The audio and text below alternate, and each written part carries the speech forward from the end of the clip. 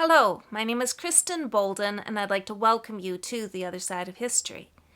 Now, in this talk, we're going to talk on Cardinal Wolsey and his fall.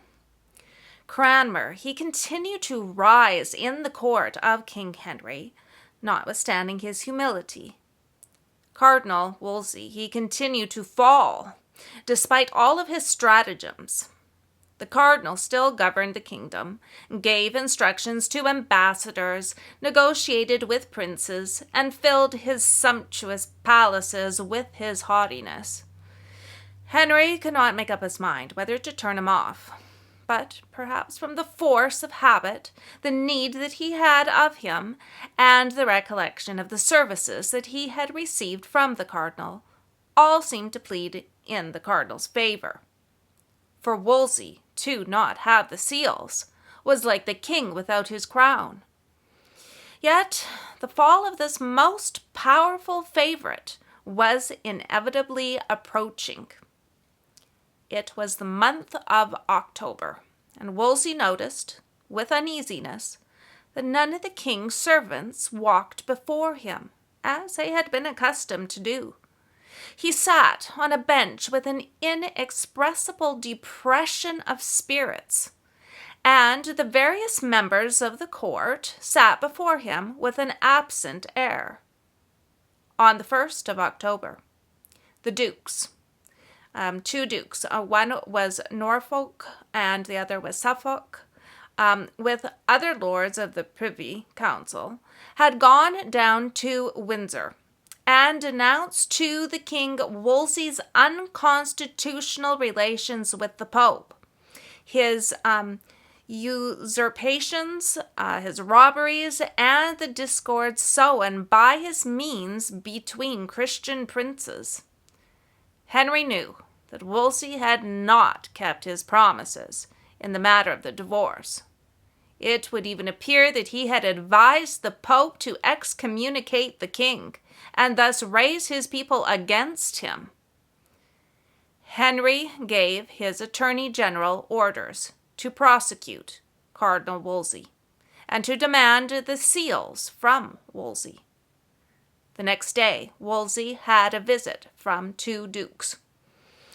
"It is the king's good pleasure," said they to the cardinal, who remained seated in his armchair, "that you give up the broad seal to us and retire." End of quote. So Wolsey, whose presence of mind never failed him, demanded to see the commission under which they were acting. "We have our orders from the Majesty's mouth," they said. "That may be sufficient for you," replied Wolsey, "but not for me. The Great Seal of England was delivered to me by the hands of my sovereign. I may not deliver it at the simple word of any lord, unless you can show me your commission." End quote. So the Duke, Suffolk, he broke out into a passion, but Wolsey, he remained calm, and the two dukes, they had to return to Windsor empty-handed. However, this was the cardinal's last triumph.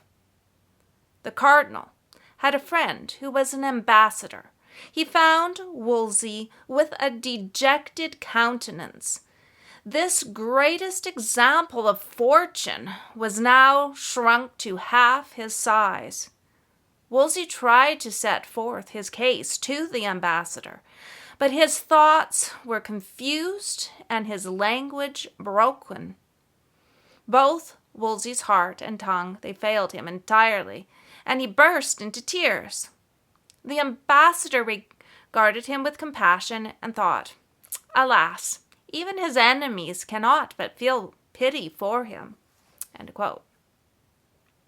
Now at last, the unhappy cardinal, he recovered his speech, but only to give way again to despair. "I desire no more authority," he exclaimed, "nor the Pope's legation, nor the broad seal of England. I am ready to give up everything, even to my shirt. I can live in a hermitage, provided the king does not hold me in disgrace." End quote. The ambassador did all that he could to comfort his friend. On Sunday, the 17th of October, the two dukes, Norfolk and Suffolk, they returned to Cardinal Wolsey. They found the cardinal in an upper chamber and presented the king's orders to him. After reading them, Wolsey said, "I am happy to obey His Majesty's commands." End quote. And then, having ordered the great seal to be brought him, he took it out of the white leather case in which he kept it, and handed it to the dukes, who placed it in a box covered with crimson velvet and ornamented with the arms of England. They sealed it up with red wax, ready to be given to the king. Wolsey was ordered to leave his palace, taking with him neither clothes, linen, nor plate. Wolsey was thunderstruck. He was to drink the bitter cup, even to the dregs. Wolsey comprehended the greatness of his misery, and found the strength to say, "Since it is the king's good pleasure to take my house and all it contains, I am content to retire to Esher," which was near Hampton Court. So the dukes, they left Wolsey, and he was left alone. Wolsey had risen from a butcher's shop to the summit of greatness. Even for a word that displeased him, he had been able to send his master's most faithful servants to the Tower. He had governed England as if he had been the monarch, and even more, for he had governed without a parliament. Now he was driven out and thrown, as it were, upon a dunghill. Then a sudden hope flashed like lightning through his mind. Perhaps the magnificence of the spoils would appease King Henry. Was not Esau pacified by Jacob's present? Wolsey summoned his officers. "Set the tables in the great gallery," he said. The order was executed immediately. The tables were covered with an immense quantity of rich stuffs, silks, and velvets of all colors, costly furs, rich ecclesiastical vestures. The walls, they were hung with cloth of gold and silver, and tapestries representing scriptural subjects or stories from the old romances of chivalry. The gilt chamber and the council chamber, adjoining the gallery, were both filled with plate, in which the gold and silver was set with pearls and precious stones. These articles of luxury were so abundant that basketfuls of costly plate, which had fallen out of fashion, were stored away under the tables. On every table was an exact list of the treasures with which it was loaded, for the most perfect order and regularity prevailed in the cardinal's household. Wolsey then caught a glance upon his wealth, and ordered his officers to deliver them all to His Majesty. He then prepared to leave his magnificent palace. It was a sad moment, and it was made sadder still by an act of affectionate indiscretion. "Ah, my lord," said his treasurer, moved even to tears, "your grace will be sent to the Tower." End quote. This was too much for Cardinal Wolsey. To have to go to join his victims made him angry. He exclaimed, "Is this the best comfort you can give your master in adversity? I would have you and all such blasphemous reporters know that it is untrue." End quote. Wolsey, he put a gold chain around his neck, from which hung a pretended relic of the true cross. He descended the back stairs, followed by his servants, some silent and dejected, others weeping bitterly. and they proceeded to the river's bank where a barge awaited them. However, Wolsey was not alone. The Thames, it was covered with innumerable boats, full of men and women. They were the inhabitants of London, expecting to see the cardinal led to the Tower. They all desired to be present at his humiliation and prepared to accompany him.